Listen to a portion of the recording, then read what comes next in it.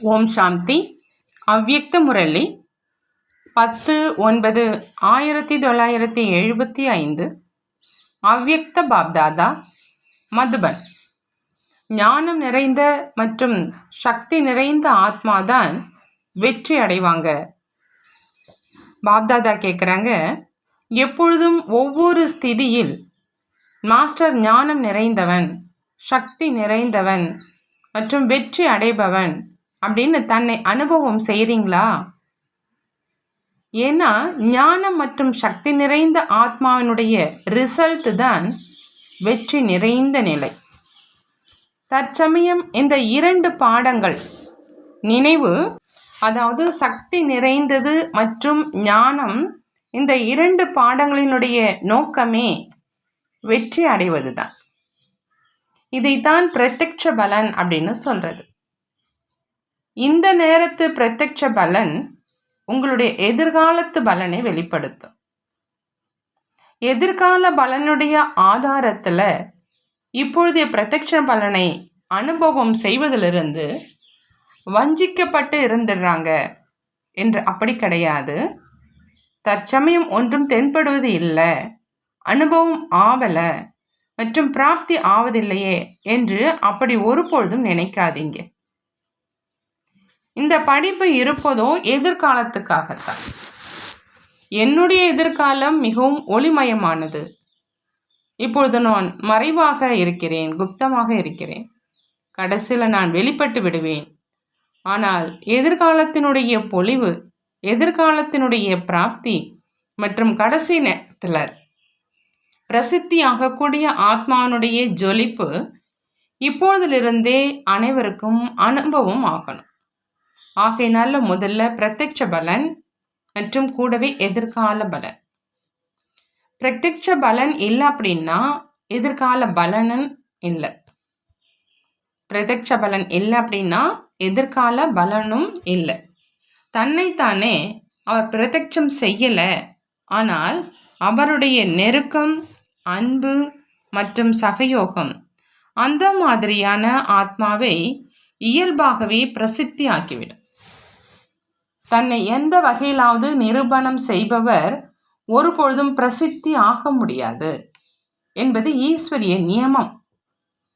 எனவே நான் என்னை தெரிந்திருக்கிறேன், நான் சரியாகத்தான் இருக்கிறேன், மற்றவர்கள் என்னை தெரிஞ்சிக்கல மற்றும் அறிஞ்சிக்கல, கடைசியில் தெரிஞ்சுப்பாங்க மற்றும் வரும் நாட்களில் பாருங்க என்ன ஆகுது அப்படின்னு இந்த மாதிரி யாராவது நினைத்தால் இதுவும் ஞான சொரூப நினைவு சொரூபமான அந்த ஆத்மா தன்னையே ஏமாற்றக்கூடிய அலட்சியம் கலந்த இனிமையான தூக்கம், அந்த மாதிரி அற்ப காலத்துக்கு ஓய்வு கொடுக்கக்கூடிய மற்றும் அற்ப காலத்துக்காக தன் மனதுக்கு ஆறுதல் கொடுக்கக்கூடிய மாயாவனுடைய தூக்கம் அநேக விதமானவை. எந்த விஷயத்திலும் தன்னுடைய பிராப்தியை மற்றும் பிரத்யக்ஷ பலனுடைய பிராப்தியை இழக்கிறீங்க அப்படின்னா அவசியம் அநேக விதமான தூக்கத்தில் தூங்குறீங்க. ஆகவே தான் அமிர்த வேளையில் யார் தூங்குறாங்களோ அவங்க அனைத்து பிராப்திகளையும் இழக்கிறாங்க அப்படிங்கிற பழமொழி இருக்கு. அப்படி இழப்பது தான் தூங்குவது. அந்த மாதிரி ஆனவங்க ஒரு பொழுதும் தேவையான நேரத்தில் வெற்றி அடைய முடியாது, அதாவது வெற்றி நிறைந்தவர் ஆக முடியாது. முழு கல்பத்தில் நாடகப்படி இந்த சங்கமயுகத்துக்கு மட்டும்தான் வரதானம் இருக்குது. என்ன வரதானம்? சங்கமயுகத்துக்கு என்ன வரதானம் இருக்குது? பிரத்யக்ஷ பலனுடைய வரதானம் சங்கமயுகத்துக்கு மட்டும்தான் இருக்குது. இப்போ கொடுப்பது, இப்பொழுதே அடைவது. முதல்ல பார்க்குறீங்க, பின்பு செய்கிறீங்க. சரியான வியாபாரிகள் தான் நீங்கள். சங்கம யுகத்தினுடைய விசேஷமே இந்த யுகத்தில் தான் தந்தையும் பிரத்யக்ஷம் ஆகிறார், உயர்ந்ததிலும் உயர்ந்த பிராமணர்களும் பிரத்யக்ஷம் ஆகிறாங்க. உங்கள் அனைவரின் 84 ஜென்மங்களினுடைய கதையும் பிரத்யக்ஷம் ஆகுது, உயர்ந்த ஞானமும் பிரத்யக்ஷம் ஆகுது.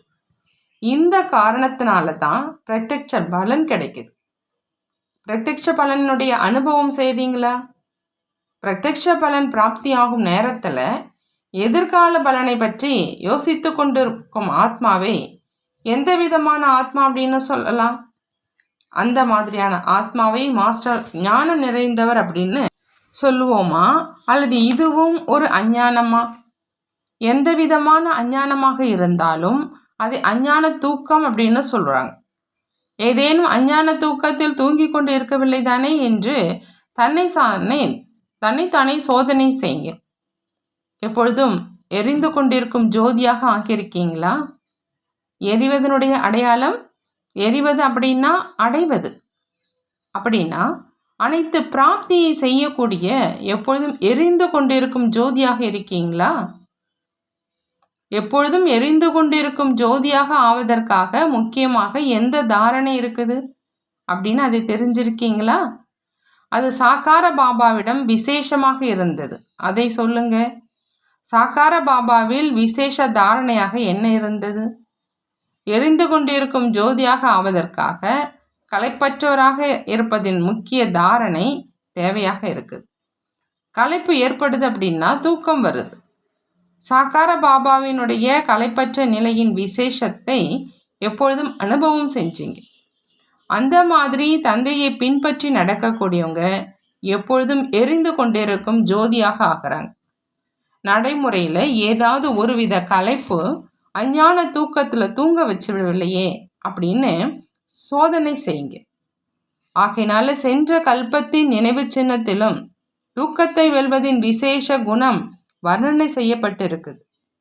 அநேக விதமான தூக்கத்திலிருந்து விடுபட்டு தூக்கத்தை வென்றவராக ஆகுங்க.